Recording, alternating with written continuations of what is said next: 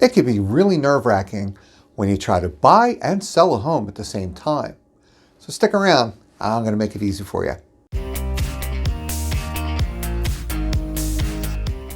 So I'm going to give you 5 simple steps that you should follow to make it easy on you to sell your home and buy another home, settle on the same day, get the most for your house, and pay the least on the next house. So step number 1 is finding out how much you're going to get for your house. Now, I don't mean the gross. We could all look on Zillow and Trulia and kind of figure out what our neighbor sold for. I mean the actual net. What's it going to cost you? Are you paying a realtor? Are you going to pay commissions? There's transfer tax. Do you have a mortgage to pay off? Are there fees involved in the mortgage payoff? If you have a mortgage, will you get the escrow back right away?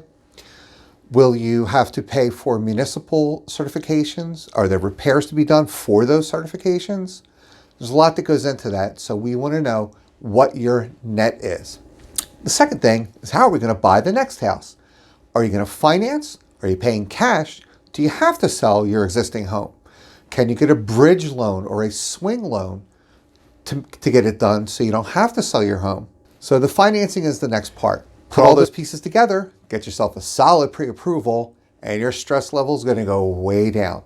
The third thing you want to do, now that we know how much you're going to get for your existing home and how much you can spend on your new home, let's go scout some areas. Do we want to move far from where we are now? Are we going to a different state? All these things need to be considered. And then you want to scout out the areas you're most interested in. And you want to see, are there homes in those areas that are going to be worth going through all this? Is there something there that you like?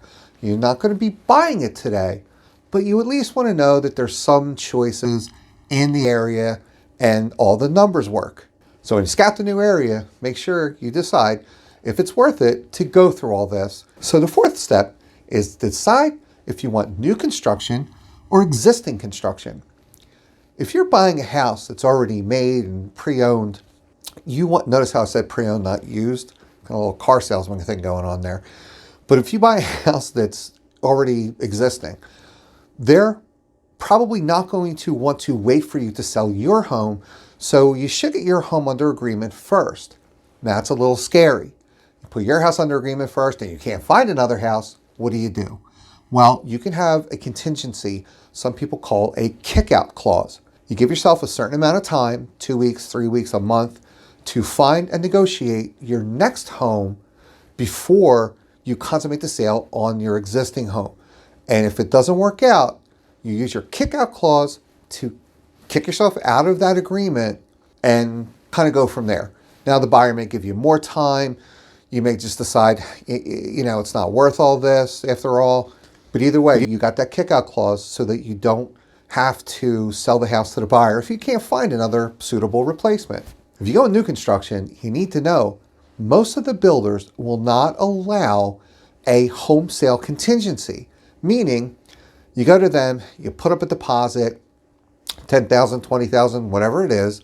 You go back every couple of months and you watch them put in the foundation, you watch them build the frame and all that kind of stuff. You go pick out a kitchen, pick out handles, all that fun stuff. But you have deposit money there. And it often takes 8-9 months to put this house together for you.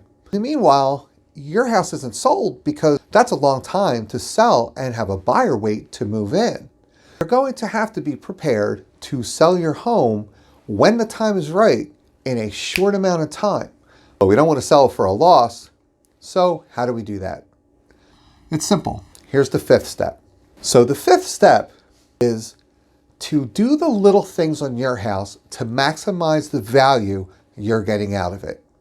Now, does that mean put in a new kitchen? No. I have another video that shows what you get when you do a home repair. For example, a kitchen is only a 52% return on your investment. So we're not looking at rebuilding your house and doing a whole new house and a kitchen, bathroom, and all that kind of stuff, flooring. If you want to do that and yours is really terrible, it might be worth it. But what I'm talking about are the little things. Curb appeal, paint, the first impression when they walk through the door, or any chipped paint, things like that. Painting get rid of wallpaper and things like that. It's the highest return dollar for dollar.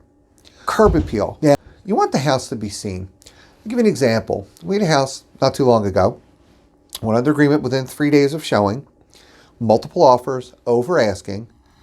And on the lawn, there was a couple of trees, big trees.